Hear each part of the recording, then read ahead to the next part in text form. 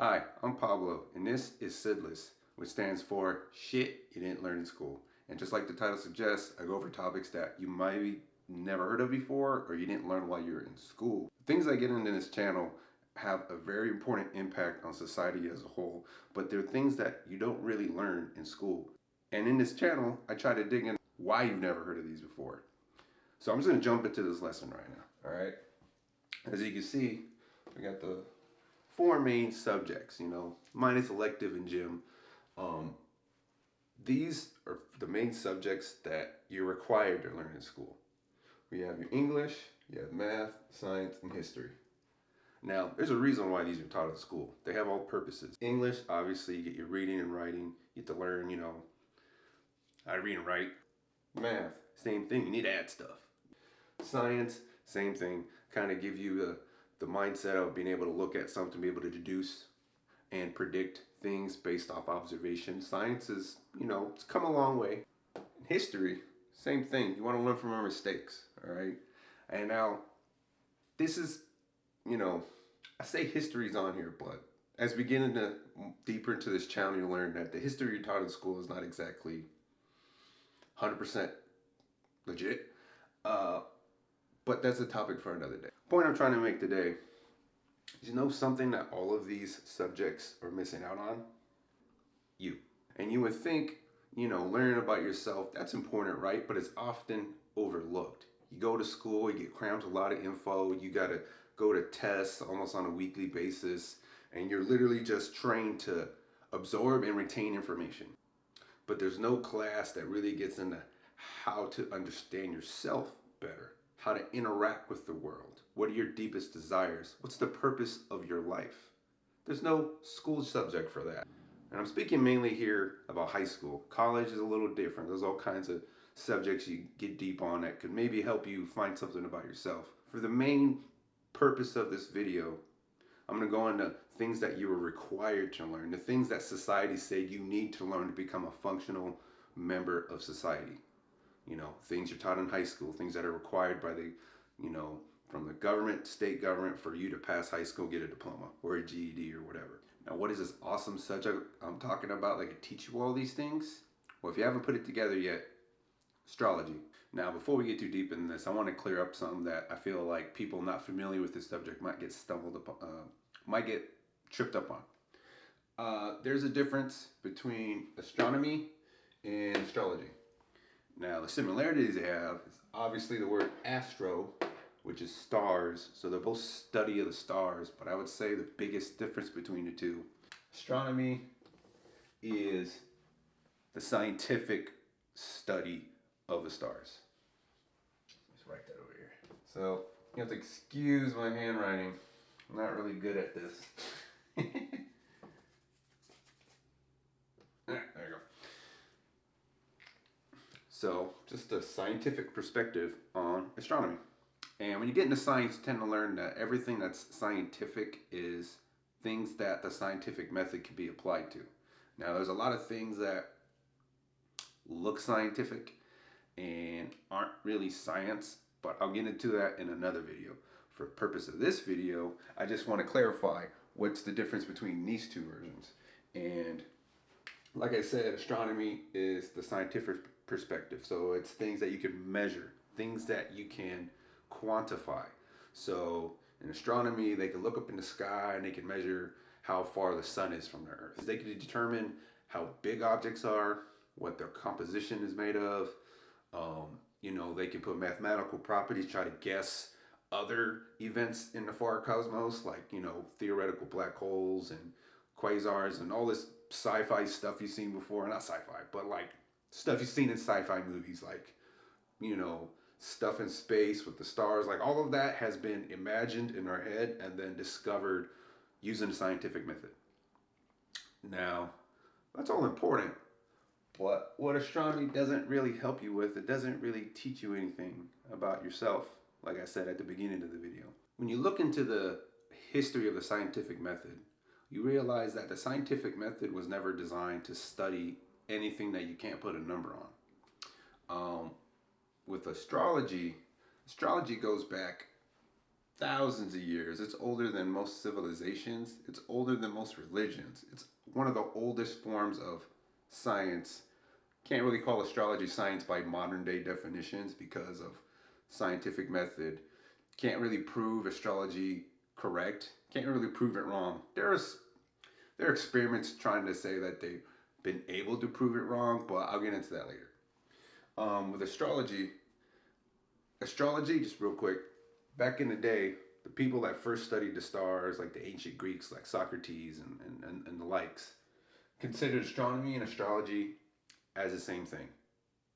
It's been the same thing for most of human history. There's only a divergence in it since the beginning of the scientific method and the scientific revolution and then thinking of, how to perform science. There's a lot of scientific philosophers with opinion on it, and they kind of, modern day scientists kind of base most of their interpretations of what's scientific off those philosophers. So in modern day times, there's a division between the two because scientific method came in and was able to quantify a lot of things. Now with astrology, this goes back as far as stars have been studied. Astrology is able to provide wisdom into things that the scientific method would never be able to answer. Like what's the purpose of your life? What makes you happy? What's one of your deepest desires? How do you view sex? What makes you happy and what makes you mad in any particular situation on any particular day? So when you really look into astrology, it's able to give you answers to things that you couldn't get out of a textbook. All right. To give you a quote to kind of put this in perspective, the Dalai Lama was asked about science, and this is what he had to say about it. Things that science is able to prove non-existent, we must accept. But things that science merely does not find is a completely different matter. Now I'll kind of paraphrase that a little bit, but in a nutshell, what he's saying is things that science can prove for a fact without any shred of doubt doesn't exist, then yeah, scientific method has, been equipped to be able to prove things non-existent. But there's a difference between proving something non-existent and not finding it. There is a difference because people tend to confuse not finding the answer as there is no answer to that. And to give you a quick little overview, like I said, astronomy is a scientific perspective and it studies quantifiable phenomenon, where astrology is ancient wisdom studying non-quantifiable phenomenon. Tongue twist. Now, this is the part of the lecture where I kind of get into the more abstract ideas of what astrology really is. I understand that there are a lot of people out there that just can't really wrap their heads around how things happening in outer space can have an effect on things happening here on Earth. Like, how do we know that when the moon is in this position that we're all going to be feeling a certain way? Like, how can they prove that? There's no way. Science proves that it's wrong. Now, to address this there's actually a lot of evidence to support that there is a correlation between what happens in the celestial heavens and what's going on here on Earth. With people and society as a whole, there is an actual measurable effect on people. Now, one example I want to give is the lunar effect. If you ever heard of the word lunatic, the word luna is from the word lunar. Back in the day, it was understood that during full moons, people started acting kind of crazy. There's a lot of stories in history of crazy things happening on full moons. It's more murders, rapes, breakups, crazy events, dramatic things happening on full moon cycles. And there's actually modern day data to back it up. There are actually police reports showing the crime rates throughout the month. And it's always during the full moon that crime rates shoot up.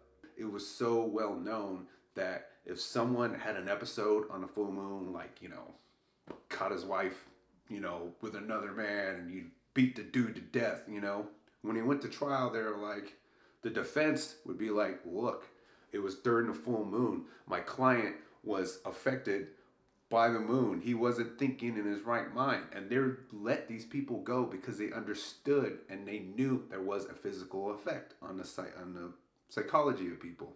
Hell, there's a physical effect of the moon on Earth. As the moon goes around the Earth, it literally pulls on the water, the shifting of the tides. Wherever the moon is, the water follows. There's a lot of symbology between the water and the moon, and it all has to do with emotions. And as you can tell, the moon has a big part in our emotions.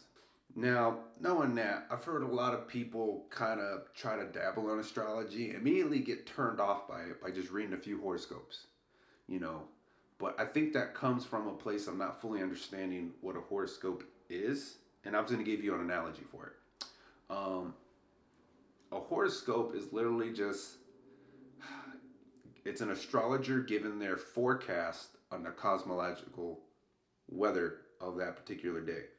And what I mean by that, imagine an astrologer is like your weather person, a meteorologist, and they're observing the data they have before them. Like a meteorologist is like, precipitation is going to be at this, wind's coming from this direction. All right, they throw a number on it, like 80% chance of rain. They don't really know if it's going to rain or not. That's just their best guess, all right? But it's a guess they've tried to put a number on. And I don't know how many times people have gone outside and be like, oh, there's a 80% chance of rain. I'm not going to go out and it's sunny all day. It ever happened to you? It's happened to me, all right? And I know it's happened to a lot of people because with meteorologists in general, it's not an exact science. It's still considered a science, but it's not exact. They have to use predictions. Horoscopes are the cosmological weather forecast. Astrologers that studied it for a long time and know their stuff can predict the energy of the collective on that particular day.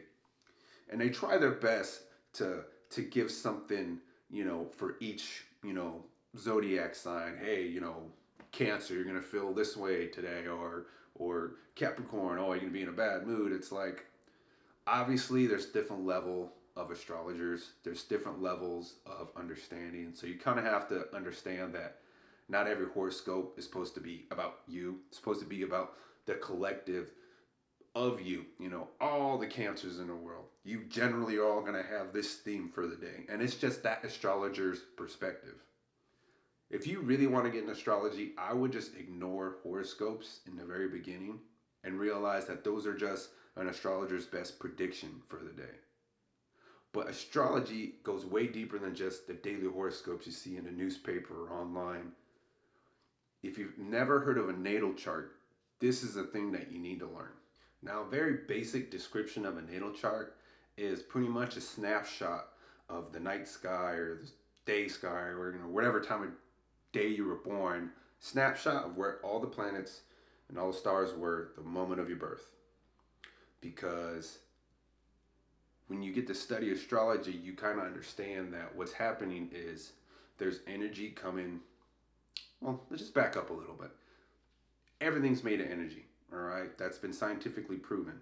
Everything is energy. Matter, it's not really illusionary. Matter is a form of energy. It's really dense, slow-moving energy in an oversimplified explanation. So everything happening here on Earth and everything happening in the heavens, sky, space, whatever you want to call it, there's energy being exchanged, The sun sends its rays, it bounces off other objects in the sky, that comes back to Earth. It all has a measurable effect. What people don't realize is these energies are hitting us all the time, every day, every moment of the day. Right now, as you're watching this, you're being bombarded by these energies, all right? It's always been like that, but when you're born, that is when you are most sensitive to the energies around you. What happens is when you're a baby, you're super impressionable. The moment of your birth is when you're literally the most impressionable. If you ever heard that, like right after a baby's born, they have to be given to the mother so the mother and the child can bond in those first few hours. It's really important because it has an effect on the child throughout their life. It has a long-standing effect. So the energies that are hitting the earth, penetrating that little baby body, leave an imprint. And if you know and you can read the stars, like, where the sun was on that particular day or where Mars was on that particular day in the sky, what direction it's coming from, you can predict the kind of energy that was hitting that child at that moment of its birth. and that imprint will stay with that person throughout their lives. And in a natal chart, it's pretty much kind of like your statistics on a person.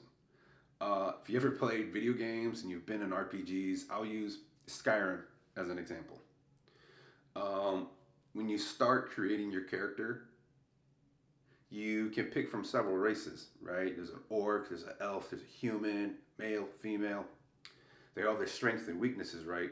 And maybe not just Skyrim, like any video game where you could create a character and you have those sliders of like how much you want to like make that person strong versus fast.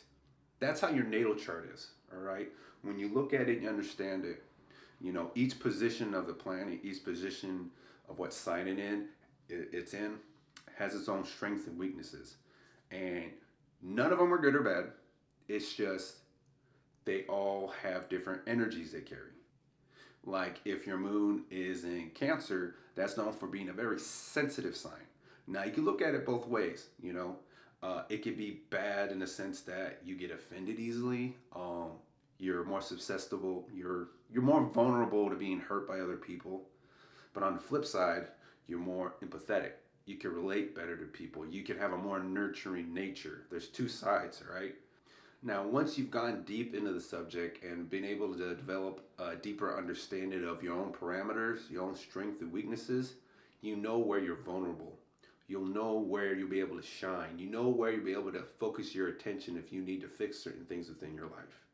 Like with that last example I gave with Moon and Cancer, if you know you're overly sensitive, that very idea of knowing that that's something that's natural to you, it becomes way easier to deal with. It's a psychological kind of relief. A lot of people don't realize that, or a lot of people do realize, but they don't really have a way out of it, is they kind of beat themselves up when they don't act the way they think they should. I've seen people, and I'm sure everybody knows somebody that like beats themselves up when they're overly sensitive. It's like, man, why do I get so upset? Or people that are hot-headed. They're in astrology. It also explains why certain people have shorter fuses than others. If you understand that your temper is easily triggered by certain things, you can navigate certain social situations better. If you know that it's a full moon tonight and you just went through a breakup and your friends are asking you, hey, let's go out and do this, maybe it's not the best time to do that, all right? You'll know going out there you're going to get emotional, or if you know your temper is really short, that maybe going out there and drinking and making it worse isn't a good idea. Maybe that's a good time to stay inside and reflect. There's so many different ways you can apply astrology in a practical way that can help you.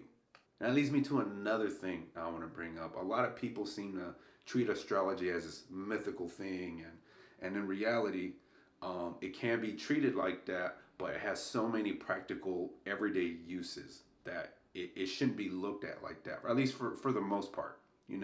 It's your own personal choice if you want to view astrology in that manner, but I feel like there's a lot of people that get turned off by that. People that are maybe a little bit less spiritual, a little bit less, into that kind of stuff.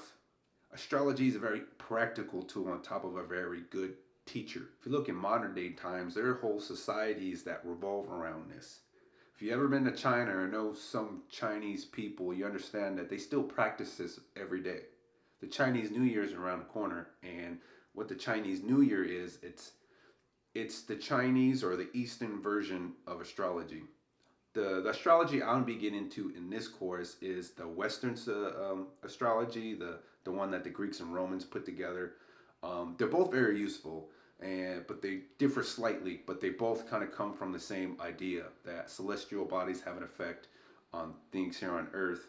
And the thing with Eastern astrology is they tend to use it more for predicting things and choosing when to do, when to buy a new house or when to plan marriages, when to have kids, because they understand that the energies are different on different days and they want to kind of make the most out of those opportunities. If the energy on that particular day is something that's more stressful and something that, would be better for reflection, then maybe they don't want to go out celebrating on that particular day because, If you get married on a bad luck day, then it's like in their eyes and in their understanding, that's bad luck for the marriage.